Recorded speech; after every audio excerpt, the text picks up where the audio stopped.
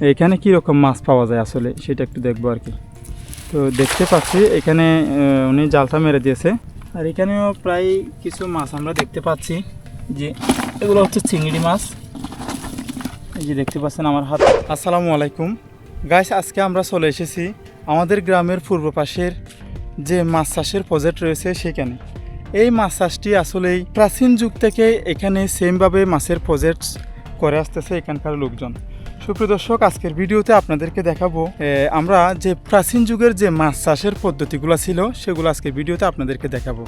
আসলে কি এখনও প্রাচীন যুগের প্রজেক্টগুলো রয়েছে, আর এখানকার যারা মৎস্যজীবীরা রয়েছে তারা এখনও কেন এই প্রাচীন যুগের মাছ চাষের পদ্ধতিগুলো অবলম্বন করে আসতেছে, আজকের ভিডিওতে আমরা পরিপূর্ণভাবে দেখার চেষ্টা করব। গাইস, আমি প্রথমে আপনাদেরকে বলি, এই যে একটা নদী দেখতে পাচ্ছেন, এই যে এটা হচ্ছে গিয়ে এখানকার নদী, অর্থাৎ খাল বলি আর কি আমরা। যে এই খালটা বয়ে আছে সরাসরি মায়ানমারের কুলগেসে, এবং আমি আপনাদেরকে একটু বলি মায়ানমারটা কোথায়। আমাদের এই গ্রামটা হচ্ছে মায়ানমারের সীমানাবর্তী একটি গ্রাম। দেখুন ওই যে দূরে, আমার হাতের দূরে কিছু পাহাড় দেখতে পাচ্ছেন, ওইখান থেকে ওই পাহাড়ের কুলগেসে বাংলাদেশের কুলগেসে একটা নাপ নদী বয়ে আছে। সেই নাপ নদীতে বয়ে আসা এই নদীটা আবার এখানে ঢুকছে। দেখুন এটা হচ্ছে সরাসরি গ্রাম পর্যন্ত আছে আর কি। এই নদীটা এখন বর্তমানে এই নদীর দুই সাইডেই এরকম, যে আমরা যে হাঁটতেছি এখন, যে রাস্তা দিয়ে আমরা হাঁটতেছি, এই সাইডে দুই সাইডে, এই সাইডে মাছের প্রজেক্ট করা হয় আর কি। ঠিক আছে, এই নদী থেকে পানি ঢুকায় এবং পানি বের করা হয়, ঢুকানো হয় এই নদী থেকে। ঠিক আছে সুপ্রিয় দর্শক, এখন আমি আপনাদেরকে বিস্তারিতভাবে বলার চেষ্টা করব যে আমরা প্রাচীন যুগের যারা মাছ চাষ করতো, চিংড়ি মাছ চাষ করতো, তারা কীভাবে মাছ চাষ করে এবং তারা কীভাবে মাছগুলো দেখে, সেগুলো আজকে ভিডিওতে পরিপূর্ণভাবে দেখার চেষ্টা করব। তো আমরা একটু সামনের দিকে যাব। এই যে এইটা দেখতে পাচ্ছেন, এটা হচ্ছে একটা মাছের প্রজেক্ট। ঠিক আছে, অর্থাৎ মাছের ঘের বলা হয় আর কি। এই প্রজেক্টটি মূলত চিংড়ি মাছ চাষ করা হয় আর কি। সেই সাথে এখানে এই চিংড়ি মাছগুলো হচ্ছে এখানকার খাল থেকে ঢুকা হয়। ঠিক আছে, খালের পানি থেকে এখানে ঢুকা আর কি। আর এখানে যে মাছগুলো রয়েছে, বড় বড় যে মাছগুলো রয়েছে, দেখি একটু সামনে গিয়ে দেখব এখানে কিভাবে মাছ ধরা হয় সেগুলো আমরা দেখব আর কি। এখন জোয়ারের পানি কিন্তু আসতেছে, খালে জোয়ারের পানি আসতেছে, একটু আপনারা খেয়াল করলে বুঝতে পারবেন। এই যে এখানে যে পানিগুলো রয়েছে দেখুন, সেই পানিগুলো এখন কিন্তু কোন দিকে যাচ্ছে একটু খেয়াল করে দেখুন।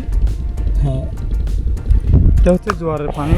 আর আমরা এই সময়টা বেছে নিয়েছি শুধুমাত্র এখানে যে এখন দুপুর 12টা, এই সময়টার মধ্যে জোয়ারের পানি, যে নদীটা রয়েছে, যে খালটা রয়েছে, খালটা টলমল টলমল করতেছে পানি, একেবারে ভরপুর খালের পানি।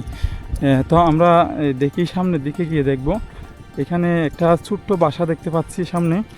এখানে মনে হয় ওরা যারা মৎস্য চাষিরা রয়েছে তারা এখানে থাকে আর কি। তো আমরা সেটা একটু দেখব। খালের পানিও ফুল হয়ে গেছে এবং মাছের এখানে ভিতরে যে পানি আমরা দেখতে পাচ্ছি, ইতিমধ্যে আমরা এখানে যে পানিগুলো ঢুকানো হয় সেই জায়গাতে চলে যাচ্ছি। খাল থেকে যে এখানে মাছের ঘেরে, মাছের প্রজেক্টের ভিতরে যে পানিগুলো ঢুকানো হচ্ছে সেটা আমরা ইতিমধ্যে দেখতে পাচ্ছি। তো একটু খেয়াল করে দেখুন, এটা একটা ছোট্ট সেতুর মতো আর কি। আমরা লোকাল ভাষায় এটাকে ফলবোট বলে থাকি। এখান থেকে যে পানিগুলো ঢুকানো হচ্ছে সরাসরি, এই যে দেখুন এই পানি খালের পানি, এটা হচ্ছে খাল। ঠিক আছে, এই খাল থেকে পানি, এটা যখন ফুল জোয়ার হয়, জোয়ারের পানিগুলো এইভাবে করে এখানে ঢুকানো হয়। ঠিক আছে, আর এটা হচ্ছে একটা দরজা, এটা বন্ধ করলেই আর পানি বের হবে না এবং পানি ঢুকবেও না। ঠিক আছে, সেরকমভাবে দিচ্ছে। আর সেই সাথে আমরা এখানে দেখতে পাচ্ছি একটা চক জাল, এটাকে আমরা একটা জাল আর কি। ঠিক আছে, আমরা আমাদের লোকাল ভাষায় চাক জাল বলে থাকি আর কি। তো এটা লোহার ফ্রেম দিয়ে মরাই করে তারপরে বাঁধা হয়েছে। এবং এটা কেন দেওয়া হয়েছে আমি আপনাদেরকে সেটা একটু বলি। আর এই জালটা শুধুমাত্র দেওয়া হয়েছে যাতে করে এখানে যে মাছগুলো আসে, পানি ঢুকানোর সময় যে মাছ এখানে আসে, সেই মাছ যাতে করে বাহির হতে না পারে। অনেক শক্তিশালী মাছ আছে, চিংড়ি মাছ, বড় বড় মাছ, সেই মাছগুলো যাতে করে বাহির হতে না পারে সেরকম একটা ব্যবস্থা তারা করেছে আর কি। ঠিক আছে সুপ্রিয় দর্শক, ইতিমধ্যে আমরা এখানে একটা জাল মেরে দেখব কিভাবে এখানে মাছ অলরেডি আসছে কিনা। ঠিক আছে, রাতের বেলা নাকি একটু বেশি মাছ পাওয়া যায়, তবে দিনের বেলা একটু কম। তারপরে আমরা দিনের বেলা দেখব কিভাবে মাছগুলা, এখানে একটা মাছ কীরকম পাওয়া যায়। আমরা দেখতে পাচ্ছি আমার ছোট ভাই জাল মারতেছে। এখানে জোয়ারের পানি কিন্তু এখানে অলরেডি ঢুকতেছে, সেই সাথে উনি একটা জাল মারতেছে। মাছ আছে কিনা আমরা সেটা একটু দেখব, এখানে কীরকম মাছ পাওয়া যায় আসলে সেটা একটু দেখবো আর কি। তো দেখতে পাচ্ছি এখানে উনি জালটা মেরে দিয়েছে।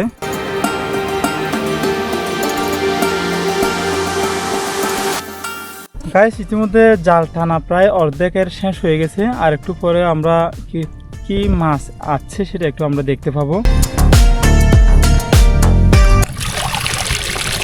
মাশাআল্লাহ, অনেকগুলো চিংড়ি মাছ দেখা যাচ্ছে আর ছোট ছোট মৌলবি কাঁকড়া দেখা যাচ্ছে কিছু।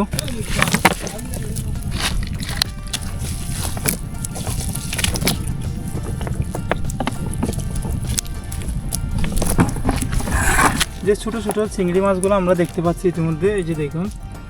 আর এখানে অনেক কতক্ষণ আগে থেকে মাছ দেখে আসতেছে তারা।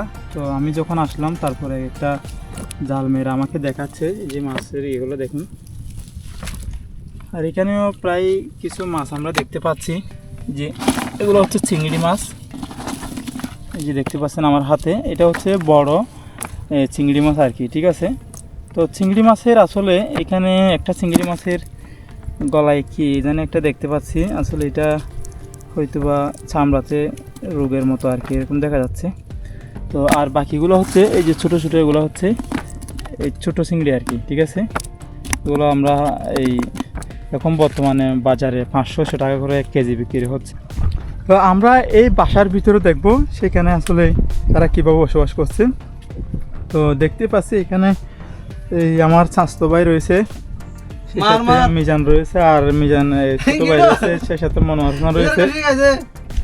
এখানে একটা মশারি টাঙ্গানো আছে এবং সেই সাথে বালিশও রয়েছে। আর এটা হচ্ছে আমাদের ক্যামেরার ব্যাগ। এগুলো আসলে এখানে সব সময় তো আর এখানে লাইফ টাইম তো আর এখানে থাকে না, জাস্ট এখানে শুধুমাত্র তারা কিছুক্ষণ সময়, যেমন দুপুরবেলা, সকালবেলা এবং রাত্রের বেলা থাকে আর কি, সব সময় এখানে থাকে না এই বাসাতে।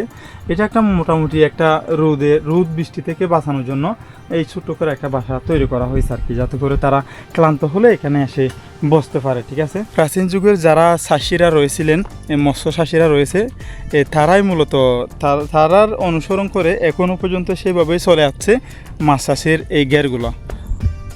তো আমরা এখানে কিভাবে মাছ উৎপাদন করা হয় এই প্রজেক্টে? এখানে মাছ উৎপাদন করা হয়, এটা অনেক পুরাতন পদ্ধতি। আমাদের এখানে ওই যেটা বালদা চিংড়ি বলা হয়, আমরা আমাদের বাসায় এটাকে ওই আপনার কালইচা মাছ বলি, আমরা মূলত এটাকে কালইচা মাছ বলি। বড় চিংড়ি আমাদের, আরেকটা আছে ছোটো চিংড়ি। তো এই দুইটার মধ্যে যেটা বড় আছে এটা কিছু কাছারি, বড় বড় কাছারি থেকে ফুনা, আমরা ফুনা বলি এগুলো। আবার বাঁশও বলি তাকে, ছোটো ছোটো বাচ্চা হয় না তাকে, এগুলো মাছ চিংড়ি মাছের বাচ্চা হয় না।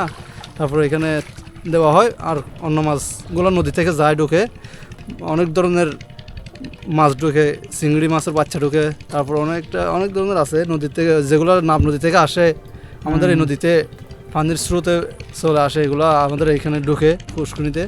আচ্ছা, এই নদীতে যে মাছগুলো আসে সেগুলো কি সরাসরি নাব নদী থেকে আসে মনে হয় না? হ্যাঁ, এখানে যে পানিগুলো আসতেছে এগুলো হচ্ছে নাব নদীর পানি। নাব নদী থেকে এখানে আসে, তারপর আমরা এখানে ঢুকে, এখানে নাব নদী থেকে যায় আসে, এই যে অনেক ধরনের মাছ এখানে ঢুকে আর কি। আচ্ছা, শুধু একটা প্রজাতির মাছ দেওয়া হয় এখানে, যেটা আমরা কালইচা মাছ বলে থাকি আমাদের বাসায়। ওটা বড় যেটা চিংড়ি আছে এটা।